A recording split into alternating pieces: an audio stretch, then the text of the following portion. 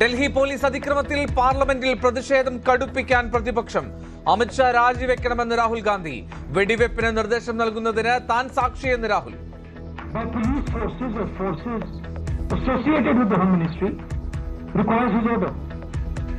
When we were at Parliament House, I saw with my own eyes Amit Shah calling the police officers.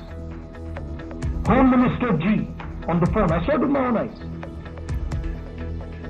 വിഡ്ഢികളും അന്ധരായ അനുയായികളുമെന്ന രാഹുലിന്റെ പരാമർശത്തിൽ പ്രതിഷേധിച്ച് BJP.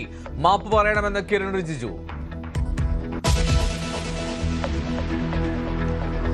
വടക്കൻ ജില്ലകളിൽ മഴ കനക്കുന്നു.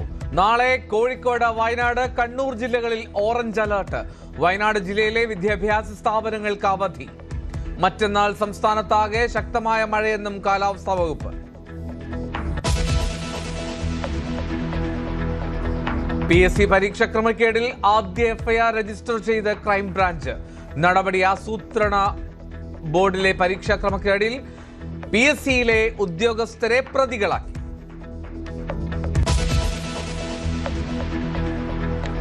വടകര ലഹരി കേസിൽ ഒരാളുടെ അക്കൗണ്ടിൽ മാത്രം ഒരു മാസത്തിനുള്ളിൽ 1 കോടിയുടെ ഇടപാട് നടന്നുവെന്ന് കണ്ടെത്തിയത് അന്വേഷണ സംഘം. അധ്യാപികമാരുടെ അക്കൗണ്ടിലും ലക്ഷങ്ങളെത്തി. മയക്കുമരുന്ന് ഇടപാടിലൂടെ സമ്പാദിച്ചതെന്ന് കണ്ടെത്തിയാൽ സ്വത്തുക്കൾ കണ്ടുകെട്ടും. വിദ്യാർത്ഥികൾക്ക് ലഹരിമരുന്ന് നൽകിയിരുന്നു എന്നത് പരിശോധിക്കുന്നുവെന്നും കണ്ണൂർ റേഞ്ച് IG.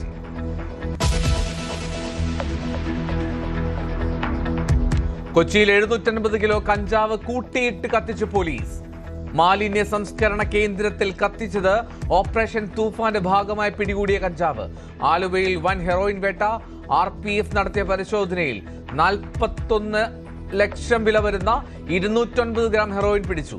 ഓപ്പറേഷൻ തൂഫാൻ ശക്തമെന്ന് മുഖ്യമന്ത്രി.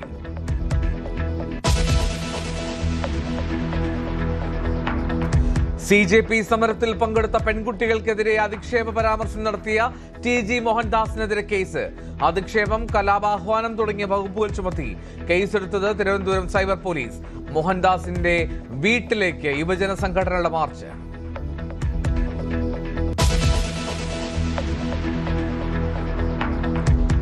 ശ്രീജിത്ത് DGP അയക്കും. ചീഫ് സെക്രട്ടറി ശുപാർശ ചെയ്തുവെന്ന് സൂചന.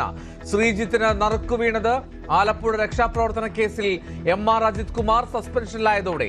അജിത് കുമാറിന്റെ സസ്പെൻഷൻ എല്ലാ നടപടിക്രമങ്ങളും പാലിച്ചെന്ന് മുഖ്യമന്ത്രി.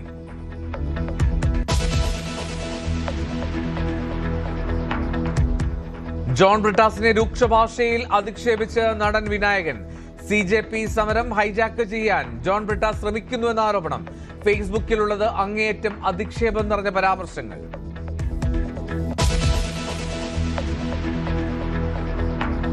സിനിമകളുടെ വ്യാജ പതിപ്പുകൾ പ്രചരിപ്പിച്ച 1263 വെബ്സൈറ്റുകളും 4996 ടെലഗ്രാം ചാനലുകളും പൂട്ടി. ഡിജിറ്റൽ പൈറസിക്കെതിരായ രാജ്യവ്യാപക നടപടികളുടെ ഭാഗമെന്ന വിശദീകരണം. നടപടി കേന്ദ്ര സഹമന്ത്രി സുരേഷ് ഗോപിയുടെ കത്തിനെ തുടർന്ന്.